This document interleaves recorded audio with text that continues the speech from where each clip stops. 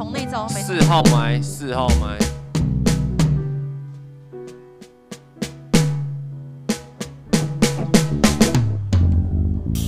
喂喂喂喂喂，123，123，123，123，123，有。好。季宏说一下，好。喂喂，有。够大声吗？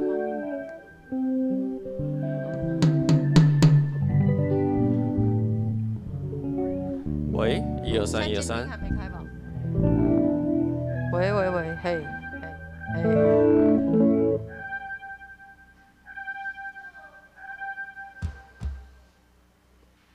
嘿嘿，123，412。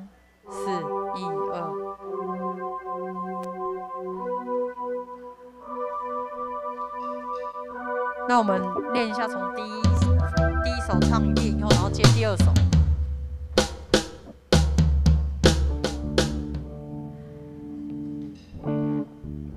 好，第一首接第二首，这样一遍。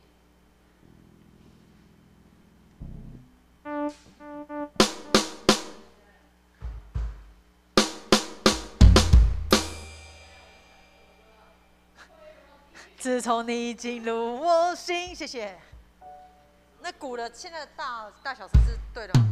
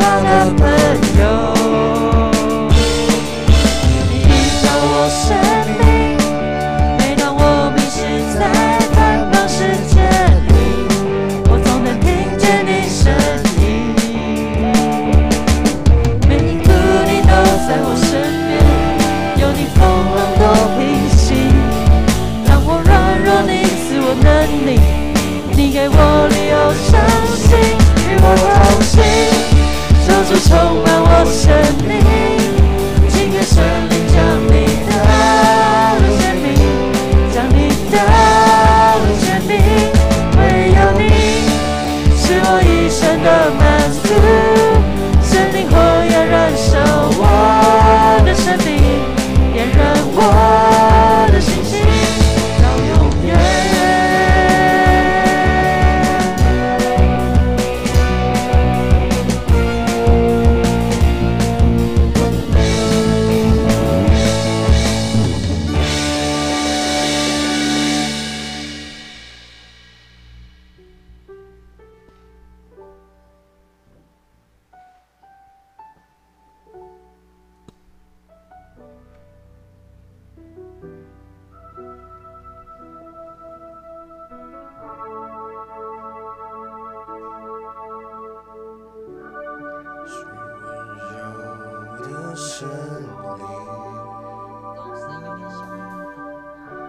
他们可以再大声一点点。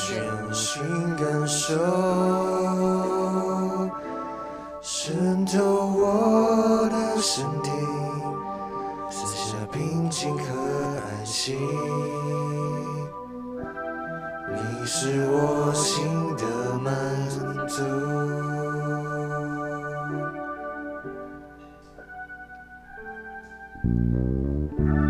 主赐爱的真理，你用光照向我，包围我的身体，赐下平静和安息，让我感受你的爱，在照我之处。献上敬拜，无论遭遇何时，依然扬声歌唱。在不照我之处，我要献上敬拜，无论遭遇何时，依然扬声歌唱。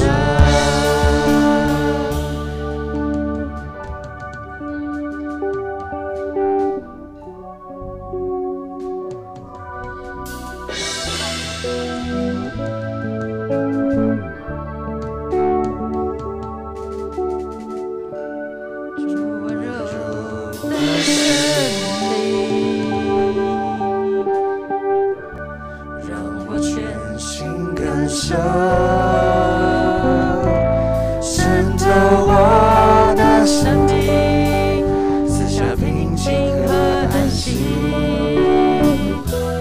你是我心的满足。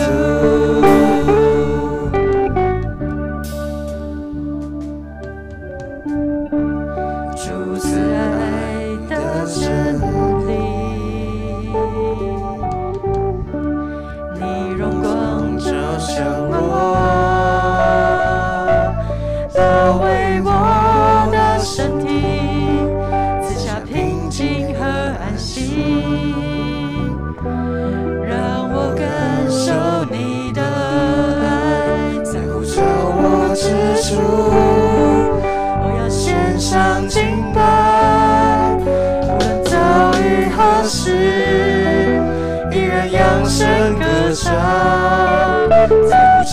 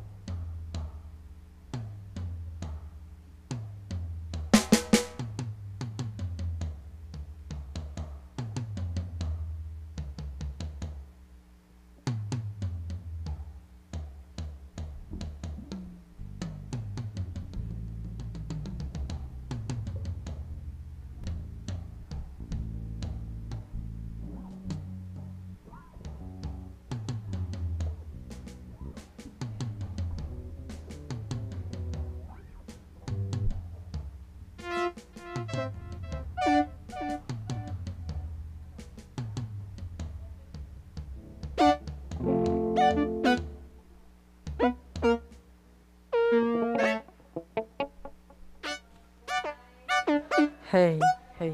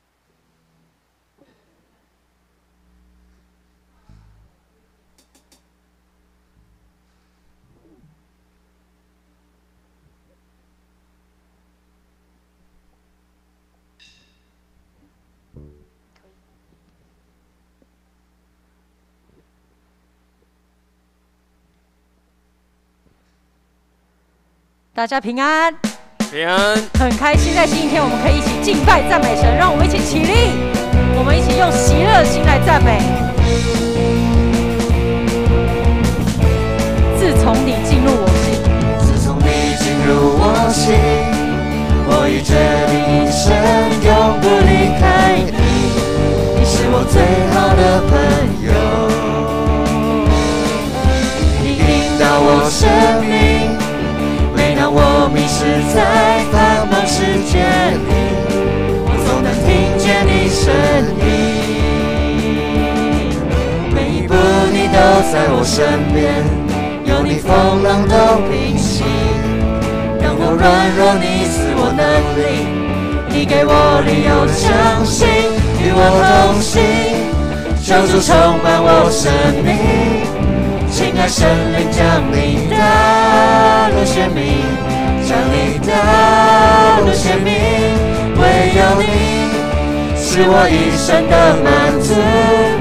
神灵火焰燃烧我的生命，点燃我的心情到永远。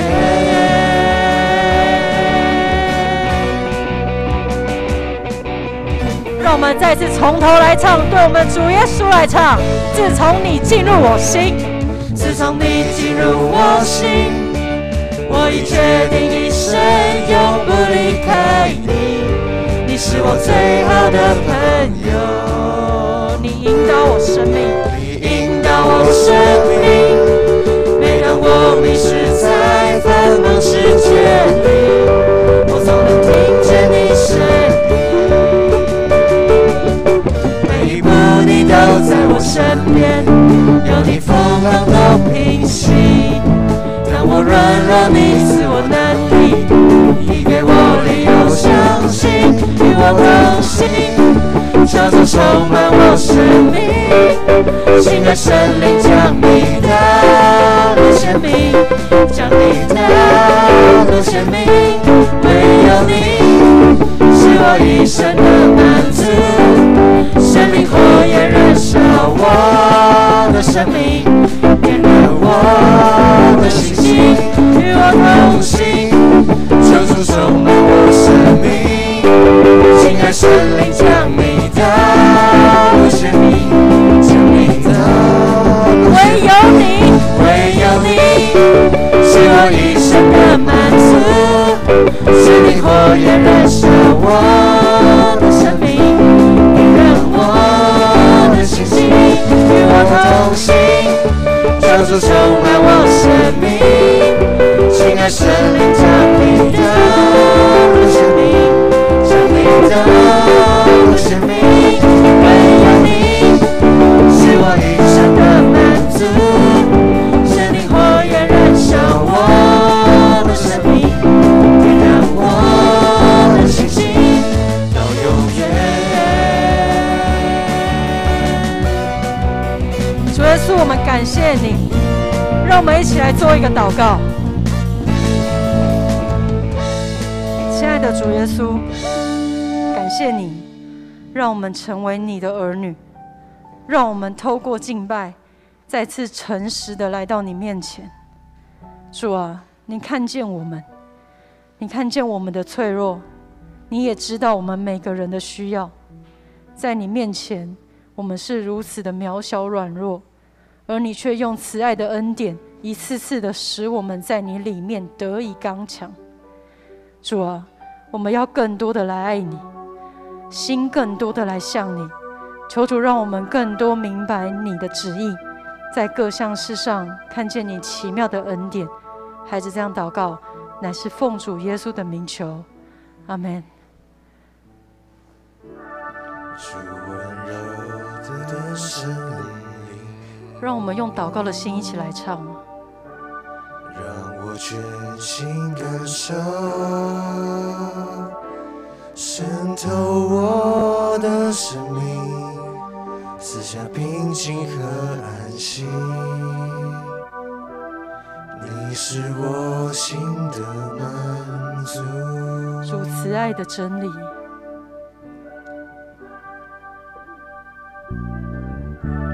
主慈爱的真理，你荣光照向我，包围我到身体，赐下平静和安息，让我感受你的爱，在不着我之处，我要献上敬拜，无论遭遇何事，依然扬声歌唱，在不着我之处，我要献上敬拜，无论遭遇何事，依然扬声歌唱。让我们安静我们的心，再次用祷告的心来对我们主耶稣来唱。主，感谢你温柔的圣灵来到我们当中。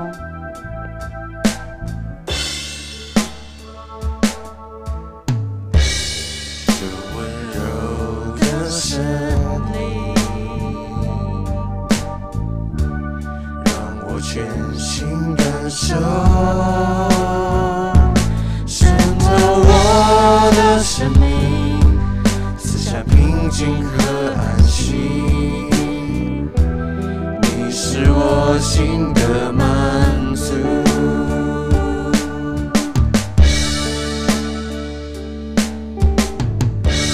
主慈爱的真理，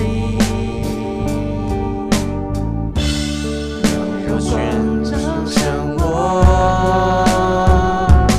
包围我的身体，赐下平静和安息，让我感受你的爱，在不着我之处，我要献上敬拜，无论遭遇何事，依然扬声歌唱，在不着我之处，我要献上敬拜，无论遭遇何事，依然扬声歌唱，在不着我之处，我要献上敬拜，无论遭遇何事，依然扬声歌唱，在不着我之处，我要献上敬拜，无论遭遇何事，依然扬声歌唱，在不着我之处，我要献上敬拜，无论遭遇何事，依然扬声歌唱，在不着我之处，我要献上敬拜，无论遭遇何事，依然扬声歌唱。让我们一起来做一个祷告。主啊，我们要更多的来学习，无论遭遇何事，依然仰望你面；无论遭遇何事，依然扬声歌唱来赞美你。主啊，我们渴望你的恩典，渴望更深的与你连结。我们也将以下的时间交托在你手中。孩子这样祷告，乃是奉主耶稣的名求，阿们。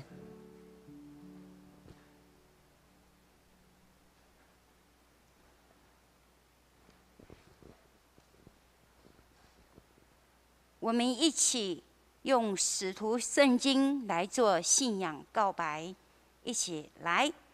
我信上帝，全能的父，创造天地的主。我信我主耶稣基督，上帝独生的子，圣灵由童贞女玛利亚所生，在本丢比拉多任内受难，被钉于十字架，受死，埋葬，降在阴间，第3天从死人中复活，升天，坐在全能的父上帝的右边，将来必从那里降临，审判活人死人。我信圣灵，我信圣公教会，我信圣徒相通，我信罪得赦免，我信身体复活，我信永生。阿们。请坐。我们一起准备心来奉献。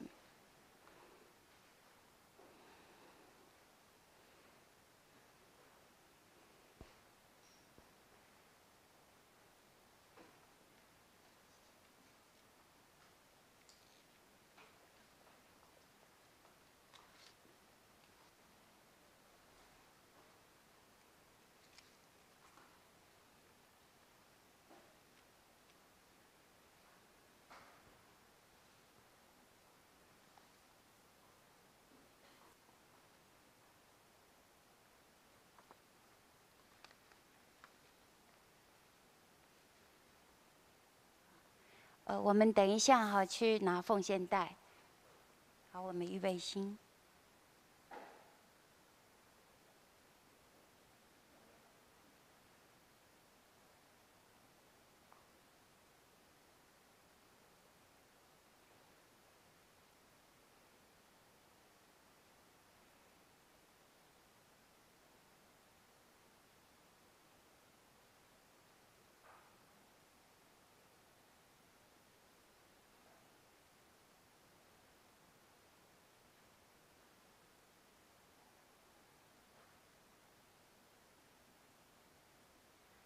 我们一起同心来祷告。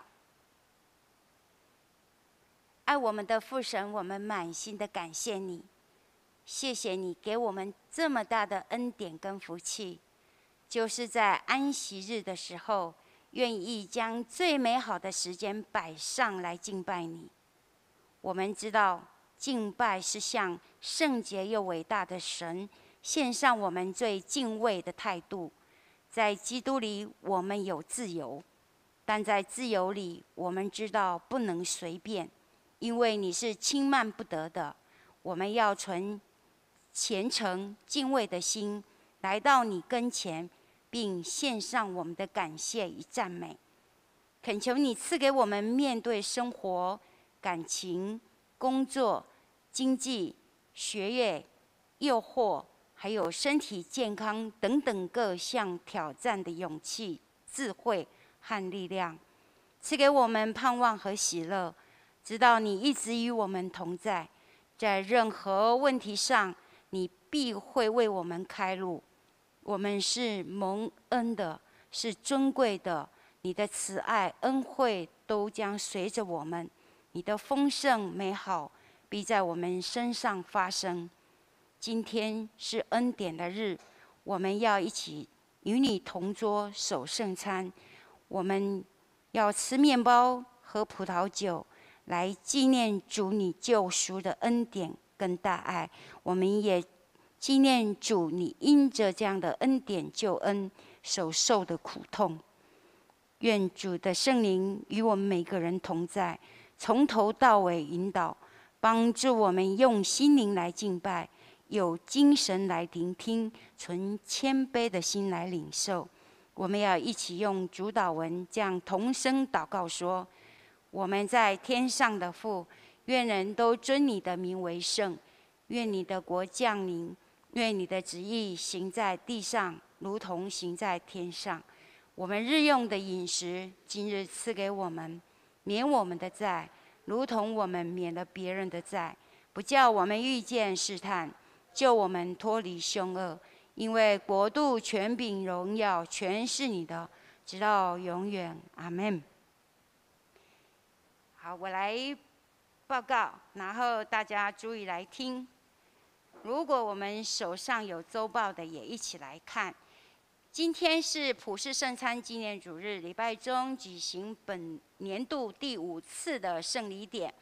那本坛的小会议长是芝梅牧师，他委派一节牧师来主持。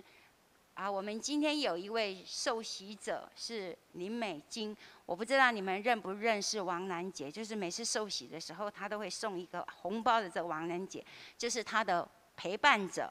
是李美金，今天她受洗了，我们恭喜她。那如果你有周报，你也看一下。我们在肢体消息的第2，我们总共有70岁以上的长辈有56名，这些名字当中，不知道你认识几个？不知道你认识，因为我们是第2堂，可能来的时间跟第1堂的时间错开，可能我们没有碰到面，也不认识他。我们是在主里一起的弟兄姐妹，也是一家人。如果有碰到长辈，我们虽然不认识他，一句问候对他们来说是温暖、是爱的哈。如果我们有碰到长辈，可以问候一下。我们也求主祝福这些长辈。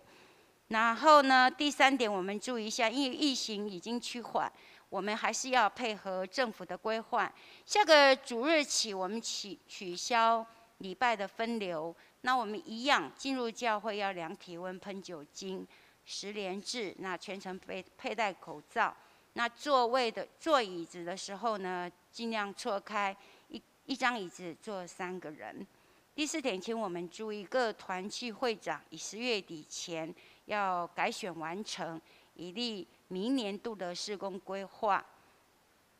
再来呢，我们要注意我们恭喜那个廖长老的女儿廖雅曼，于上个礼拜生产顺利产出剖腹生产，好一个婴儿，我们也可以为她祷告。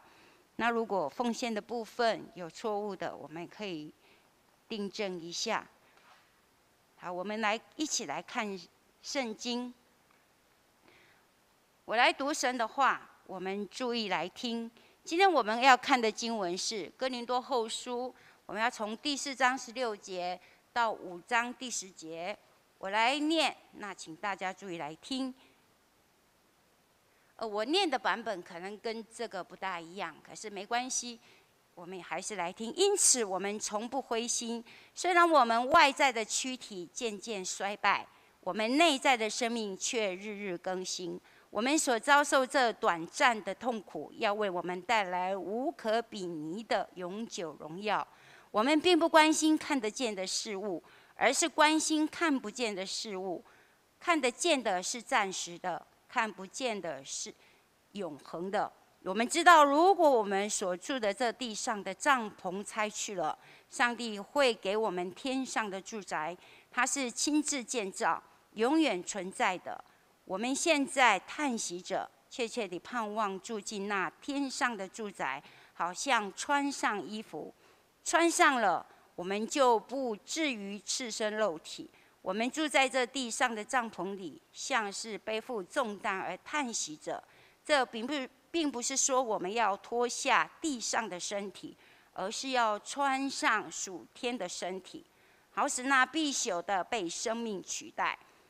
第5章5节，上帝亲自准备我们来适应这变化，他把圣灵赐给我们作为担保，所以我们常有充分的勇气。我们知道，只要还住在这身体里，我们便离开了主为我们预备的住处，因为我们活着是凭着信心，而不是凭着眼见。我们有充分的勇气，情愿离开这地上的身体，跟主一同居住。更重要的是，无论在这地上的身体里，还是穿上属天的身体，我们都要讨主的喜悦，因为我们都必须站在基督面前受他审判。每一个人会按照肉身的行为，或善或恶，接受报应。神的话语我们记在心里，愿听神的话，得蒙神的祝福。今天牧师的讲道是真假帐篷，真假帐篷。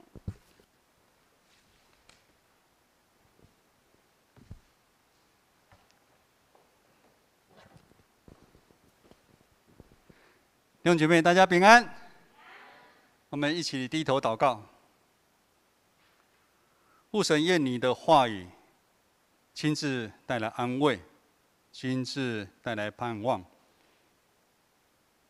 也来带领我们看我们所没有看过的眼界，也让我们在整个信仰旅程当中，经历你是又真又活的主。祷告祈求奉靠耶稣基督的名，阿们。按着新眼光读经啊，我们依然在哥林多后书。那现在是一个快速的一个年代，可以说是完全不缺乏说要吃什么喝什么，对不对？如果没什么，我们现在还可以打电话就叫过来啊。那跟以前的生活比起来，真的是好太多了。大部分现在的人，应该说包含牧师，我可能碰到一点点。很多人都不知道韩吉签是什么吗？有知道听过人请举手。还有嘞哈，来有吃过哈？你妈妈有那种给你稀饭配酱油的举手，稀饭配酱油的。后面也没有，稀饭配酱油也都没有哈。哦，所以应该都没有哈。那以前正是啊，听我父亲讲，没有肉可以吃。他在金门战争年代哈，他没肉可以吃，他肉怎么来的你知道吗？就是阿兵哥那个喷，啊。那个从喷里面，然后去过滤，然后找到他们吃剩下的肉，然后把它洗一洗，重新炒一炒，那就来吃肉，是这样来的哈。但这个时代其实最有可能在心灵、精神上面，其实是最空虚的一个时代。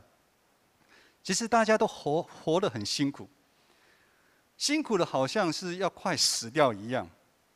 所以呢，康健杂志有记载，身心科的诊所越来越多。所谓身心科是好听，就是精神科啦，其实就是精神科，精神上面的问题压力很多哈。然后我们也看到坊间很多五花八门的心灵成长的课程，还有名作啊，然后强调正向能力正向量的一个书课程越来越多。你们知道，在不景气的年代里面，哪一个行业它永远都一直在成长。好，2018年有个统计庙宇，中南部的庙宇是大台北地区的5到8倍。2018年统计就是目前全台的庙宇，它超过于4大超商的总数。哎呦，你们一定会想，4大超商很多嘞，很多哈。也就是说，其实在不管怎么个年代，因为不景气年代，或者是景气好的时候，很多人的心里其实都没有很大的一个平安，都需要一些很多的慰藉。为什么？因为他没有一个依靠，所以需要去抓很多的东西。大家都在找一条永生的道路，很害怕，不好睡。其实，在义杰牧师受洗之前，我也曾经有这么一段路，在寻找这些东西。我也上了很多的课，心理成长的课程，成长的课程。今天绿间长老为我们所读的这段经文，要带我们看的就是死亡跟永生的问题。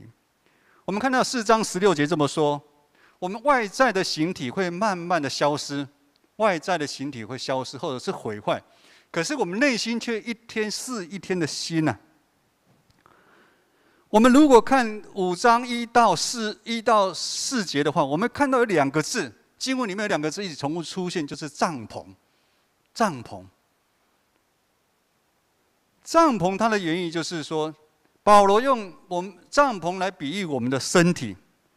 但是我们这个帐篷到底在世上是怎么样呢？经文里面有说，我们在世上里面很多的时候是劳苦叹息的时间多，或者是怎么样，一不小心这个帐篷就被拆了，哇，这么严重。我们在世上其实有很多的苦劳，我们在世上其实时间不多，但是叹息劳苦的时间反而是比较多。在场大部分都是年轻人，可能还没有很大的感受。一节牧师从40岁开始，我就慢慢有体验到。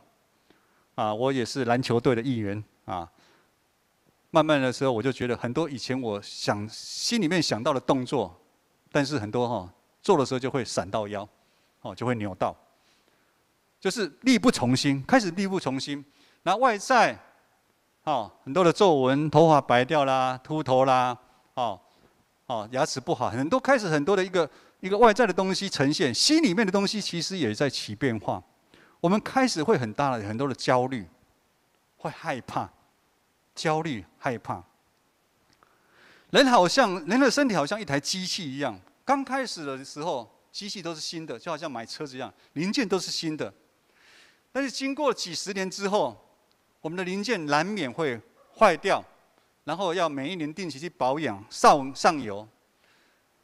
尤其在这段疫情的大概将近半年的时间，牧师打给长辈，电话当中长辈都说：“牧师，我老了。”我心里想：“你当然老了。”他说：“就开始讲了，我哪里不舒服，心脏不舒服，要去看心脏，头痛，眼睛看不太清楚，也走不太动。”牧师就鼓励他们，其实就像机器一样，我们用久了嘛，用久了总是会坏掉，但是还能用，还能用也不错。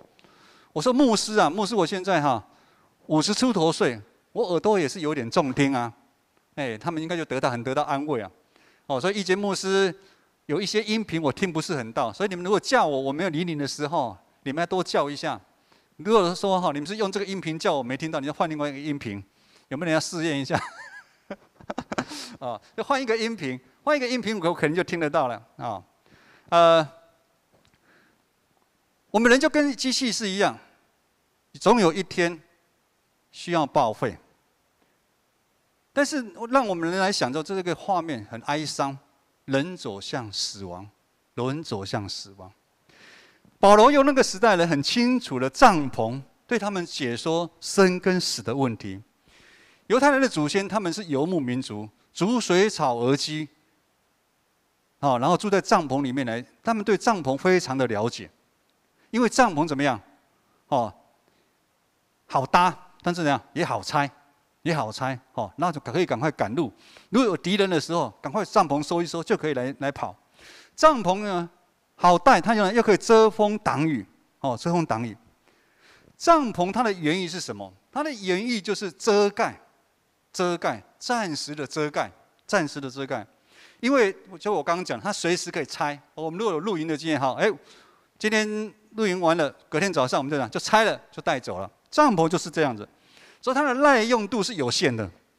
我们知道保罗是织帐篷的，他是靠这个，有人帐篷坏掉了，他就帮他修理，也就是帐篷很容易坏，保罗用我们的身体就好像帐篷一样。我们这个身体也是将我们的生命暂时遮盖而已，会随着时间，随着意外，我们可能就会被拆掉了，可能就没了。保罗对哥林多教会的信徒在讲，人的生命其实是有限的。我们在年轻可能觉得我们生命是无限的，可是我们既然有这个信仰，我们就要知道，我们的生命其实真的是有限的。随时会发生改变。从帐篷的比喻让我们知道，我们的生命永远不会存在这个世上。我们会跟帐篷一样，帐篷它不会固定在一个地方，它就不叫帐篷了，我们就是叫房子。我们建成会固定就在这边，不会拆掉，不会随时拆啦，可是我们的生命就像帐篷一样，我们有一天会拆掉，突然我们领悟到了，原来地上的帐篷随时是会被拆掉的，原来我们的身体也会随时死去的。原来我们辛苦一辈子，为我们这地上的这个帐篷，这个帐篷装饰了很多外在很美的东西。什么东西呢？就是志梅牧师上礼拜讲的，外在的学经历、名望、财富，我们堆积了很多，当做我们外在的推荐书，而不是耶稣基督是我们的推荐书，而是我们外在堆积的当中是我们的推荐书。到后来讲，其实是没有用的。等待你走的那天，其实什么都没有用。如果是这样子，我们在我们还活着的现在有限的生命当中，我们是不是应该去寻找什么才是真正有意义的？我觉得现在这个世界上碰到很大的问题，还有我以前碰到问题，就是说我不晓得什么才是真正生命有意义的东西。我们今天牧师要透过今天的经文，带领我们去寻找那个永远不会毁掉的帐篷，也是就是永远不会毁掉的那个房子。那个是一条永远的活路。我们一起来看哥林多后书4章18节。哥林多4章18节这么说：因为我们不是顾念看得见的，而是顾念看不见的。原来看得见是暂时的，看不见的才是永远。我们可能对这个节的经文都很熟悉，看得见的是暂时的，看不见的是永有。可是我们真的很难理解，为什么？我们很强调眼见为凭啊。我们人的思想，我们的五官感受，就是我们看到的，我们听到的，甚至是我们所现在抓到的位置，我们的房子、我们的钱、我们所有的，我们觉得这个才是实在的啊。你跟我讲未来，其实我看不到。保罗在这经文就讲到，现在跟未来之间其实有很大的不一样。怎么说？当我们在追求现在看得见的花花世界，我们说就是柴米油盐酱醋茶，我们一直感觉这些才是长久的。年轻的时候，你真的一定会觉得是长久了，但是很快。一眨眼就过去了，它反而是暂时的，它永远不会存在。我们从历史课本里面看到很多伟大的帝国，不管罗马帝国什么帝国，或哪一个王朝，我们觉得它会要千秋万世啊，我们的歌也是千秋万世啊，可是很快一眨眼就过去了。或者我们国人哪一个暴政？我们常说，有一些暴政国家的一个领袖，哇，统治好久，但是总有一天他还是会过去。牧师这样讲，大家可能会比较明白，就是看不见的，其实它是属于天上的，那个是让我们很难理解，它是属于超自然的。我想外面在拜拜，他们应该也对很多事情其实是不了解的。我们对于不知道的东西，其实我们会产生一个敬畏、害怕。相对看得见的是属于这世上的，也就是说，我们现在看到的东西，因为我们人也受限在这个空间里面。有人说这是3度空间好了，我们受限在这个3度空间里面，在这有限的时间跟有限的空间，我们在这个空间里面，我们会经过很多很多的高高低低起伏，我们不可能永远都是在高的，永远都在低的，不可能。所以我们会知道，在这个空间里面，没有永远的伟人，也没有永远的帝国，当然我们也永远不会存在。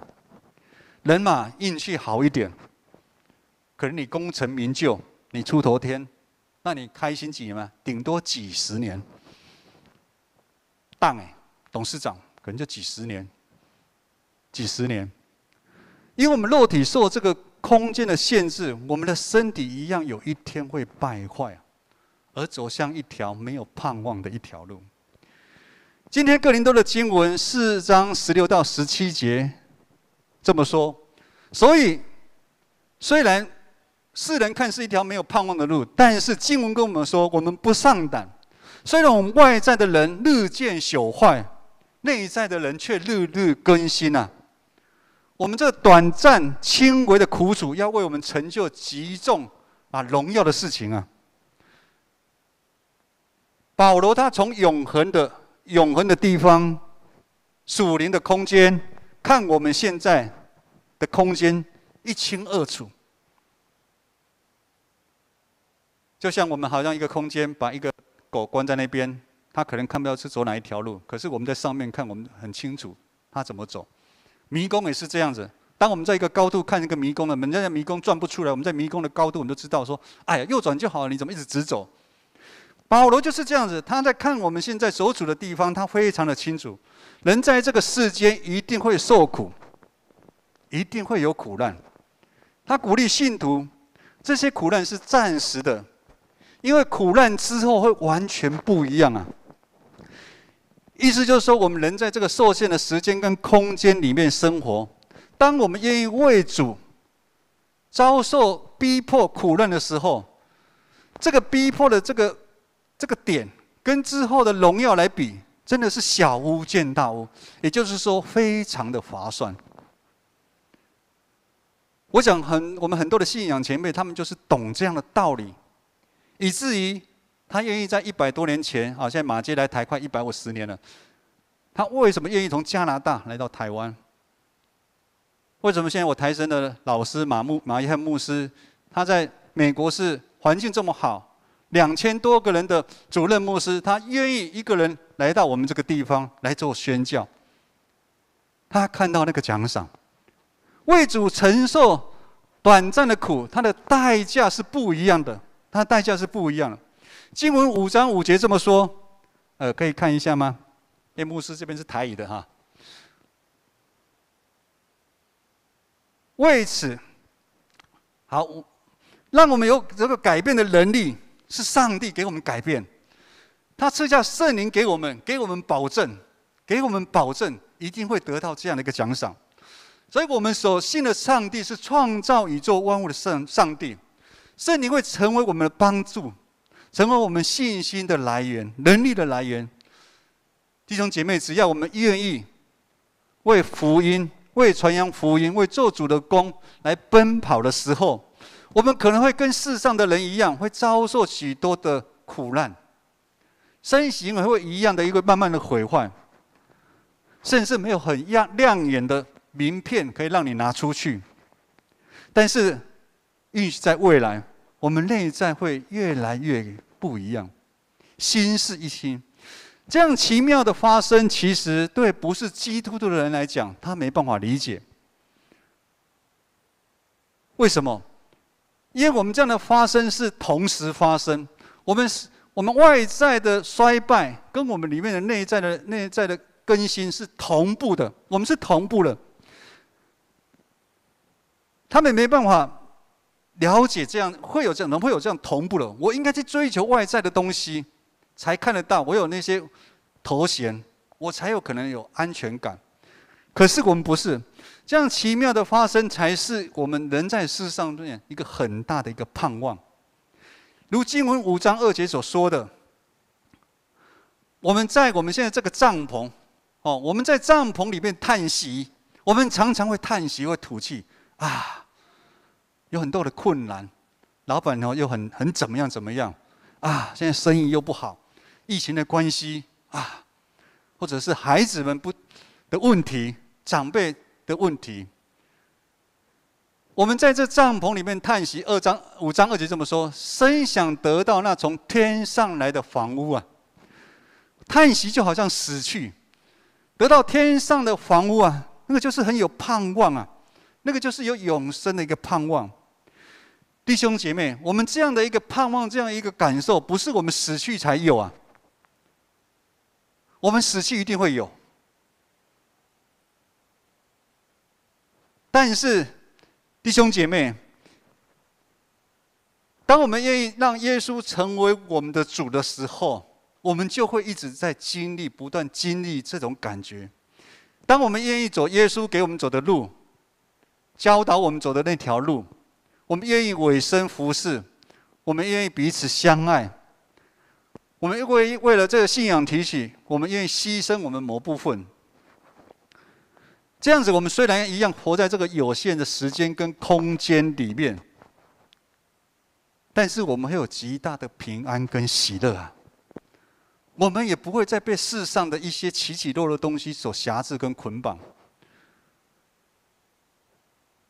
牧师一大早看到一个新闻，就是莫德纳疫苗在美国的股票是一直涨啊，对不对？今天大跌了，为什么？听说有一家药厂发明了口服疫苗，也就是说，我们不用，当我们有新生命在我们里面，我们可以做任何的事情，但是我们不会被外在的一些东西给我们辖制，让我们的心情高低起伏啊！我不晓得弟兄姐妹懂牧师讲那个意思吗？我们不会再被他辖制，我们的属灵的眼睛打开了，我们看到很多事情不一样。在牧师服侍我们这些教会的长辈的时候，4年前跟4年后，他们的想法差很多。他们开始会用正面的去看待发生的一个事情，哇，好家在怎么样？哦，感谢主，而不是都看到那些不好的，然后一直抱怨，一直讲来讲去，以至于他们的内心改变之后，他们在这样疫情当中，很多弟兄姐妹因为没办法走出去，都非常的很悲伤。那我们就看到一些老弟兄、老姐妹，他们就会打电话安慰他们。在这安慰的过程当中，他们彼此被上帝建造。10月份是我们教会团契会长的改选，这是一个大的日子，也是上帝再一次对我们每一个人的呼召。今日的经文说，第5章第7节说，我们活的不是凭眼见，也是凭着信心啊！上帝呼召我们每一个弟兄姐妹担起职分的责任。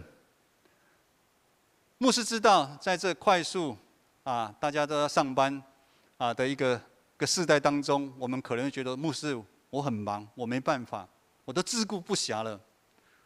牧师也是从平信徒上来，我知道，我以前也在上班。回想我刚初信主的第2年之后，我们本来去的时候没有牧者，那个教会没有牧师。第3年有来了一个牧师，其实那时候我新约旧约我也是还不是很懂，真的很不懂。牧师就邀请我跟志梅牧师，我们就当那个青年的辅导。我们也不晓得怎么辅导，我甚至连辅导2个字，我说这第一次才听过。团契这种东西，其实在我以前也没有概念。那我们就很简单的，我们就很用心的去陪这些青年。当中，有时候我们常常接到他们的电话，妈妈的电话，因为孩子谈恋爱之后就不要妈妈了，妈妈吃醋了，或者是男女朋友有什么纷争的，我们就去处理去帮忙。现在想想，我们真的是就是一股回应呼召，牧师讲了，我们就去。上帝就给我们能力，就我们去帮助他们。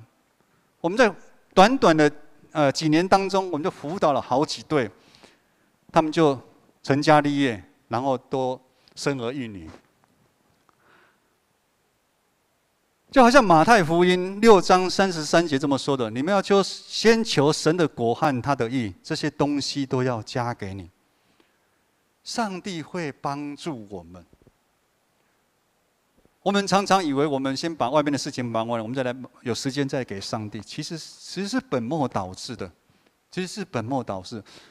我们要先求上帝的国、上帝的义。我们先以上帝会加添给我们力量，他会帮助我们。牧师希望我们每个弟兄姐妹都勇敢回应上帝的呼召。为什么是每一个人？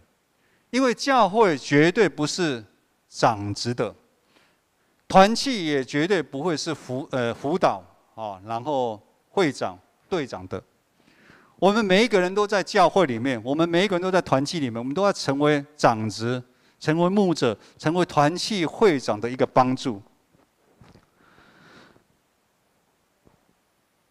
因为这个世代实在会越来越凶恶，这个世代就好像狮子一样，随时会将我们吞吃掉。我们的身体也会一天一天来衰败。我们愿意回应上帝给我们的呼召，一起来建造团契。我们等一下要一起领受上帝主的圣餐。圣餐很大的意义就是我们要彼此相爱。我们要彼此成为彼此的一个帮助，就好像主耶稣为我们牺牲一样。求上帝帮助我们，帮助我们属灵的眼睛打开，帮助我们用不同的角度去看待上帝对我们的呼召，也让我们因为这样愿意摆上，我们去经历我们地上的帐篷，这个身体虽然有一天会慢慢毁坏。所谓的帐篷毁坏，是我们会遭受很多的东西，但是我们里面的心，我们会越来越不一样。我们越服侍，我们会越有力量，我们的生命会越来越有希望，越来越有盼望。我们一起来祷告。天父上帝，我们满心感谢你，谢谢你爱世上的人，降下圣子耶稣基督，成为我们的救主。因着耶稣的牺牲，洗净了我们的罪，让我们可以重新跟上帝你和好。也因着和好，因着耶稣复活的盼望，让我们可以坦然无惧，在面对世上你所创造的这个世界，来为主征战，来享受主你所创造的这个世界的一个美好。求主帮助我们都能够不是依赖我们现在肉身这个帐篷，而是我们愿意穿上主你为我们预备在天上的永恒的一个家。我们这样同心祷告祈求，奉靠主耶稣基督的名，阿们。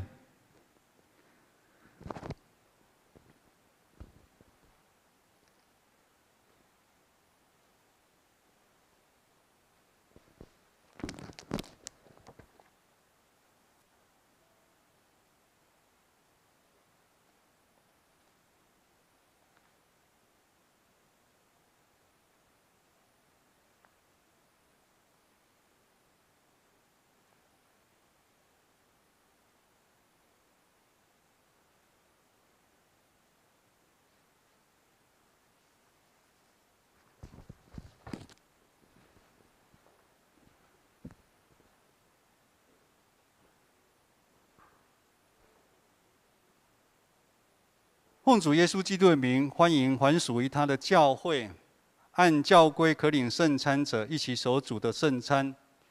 愿主耶稣基督的恩典与你们同在。亲爱的弟兄姐妹，请你们注意听主耶稣设立圣餐的话，就是照保罗所说的：“我当日传给你们的，原是从主领受的，就是从主耶稣被卖的那一夜。”拿起饼来祝谢，拨开说：“这是我的身体，为你们舍的。你们应当如此行，为的是纪念我。”饭后也照样拿起杯来说：“这杯是用我的血所立的新约。你们每逢喝的时候，要如此行，为的是纪念我。你们每逢喝这个杯，吃这个饼，喝这个杯，是表明主的死，直到他再来。”我们一起同心来祷告。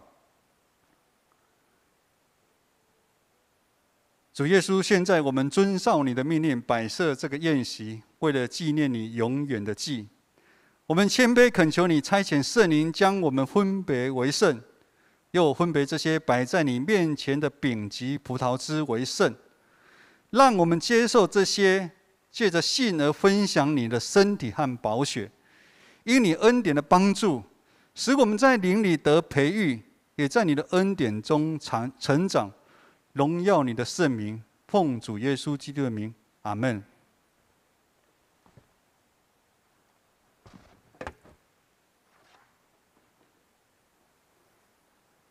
这是主耶稣基督的身体，为我们舍的。这是基督的身体，为我们舍的。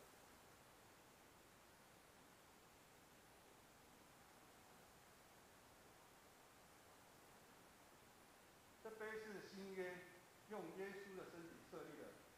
我们每次喝的时候，再来纪念他。天接下来我们依序来到前面来领受。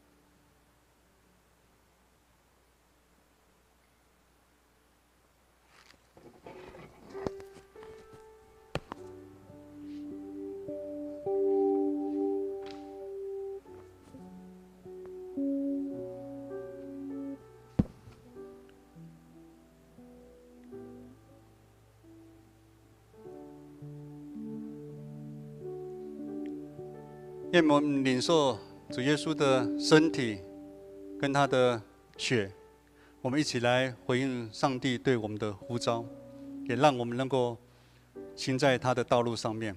我们一起来唱这个回应诗。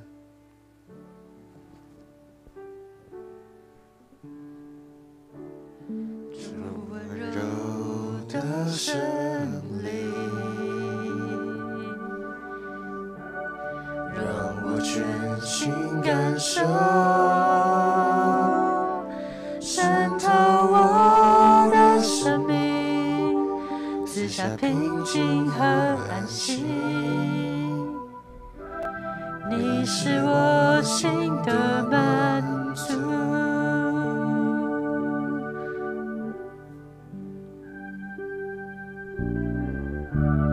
主是爱的真理，你荣光照向我，保卫我的身体，赐下平静和安息，让我感受你的爱，照我支持。献上敬拜，无论遭遇何时，依然扬声歌唱，叫我支持。献上敬拜，无论遭遇何时。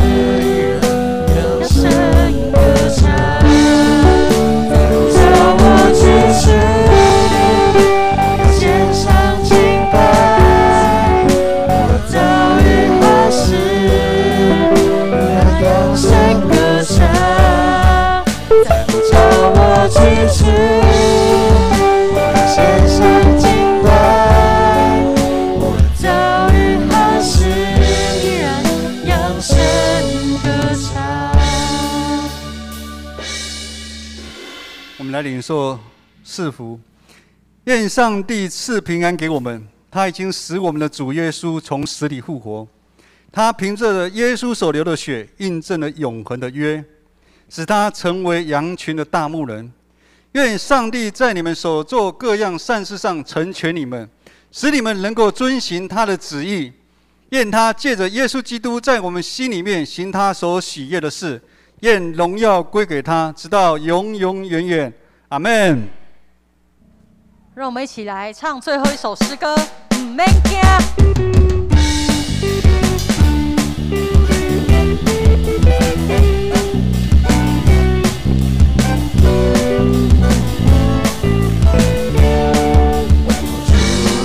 求你使用我，哦主差遣我，是被掳的释放，瞎眼的看见，叫那受压制的自由。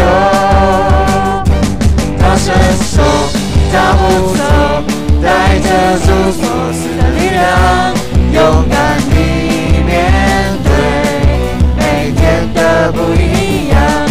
每天走回家，有主同行，我不害怕，我要去传扬，每天都说一起哦，哈利路亚，哦哦哦哦哦哦哦哦哦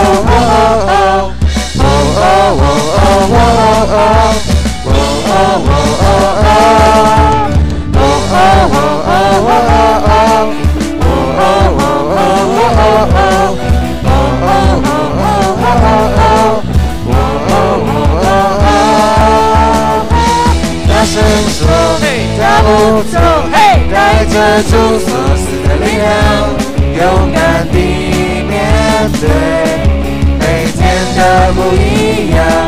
每天走回家，有主同行，我不害怕，我要去传扬，每天都说，哦哈利路亚，哦哈利路亚，哦哈利路亚，哈利路亚，哦哈利路亚。2堂礼拜到这边结束。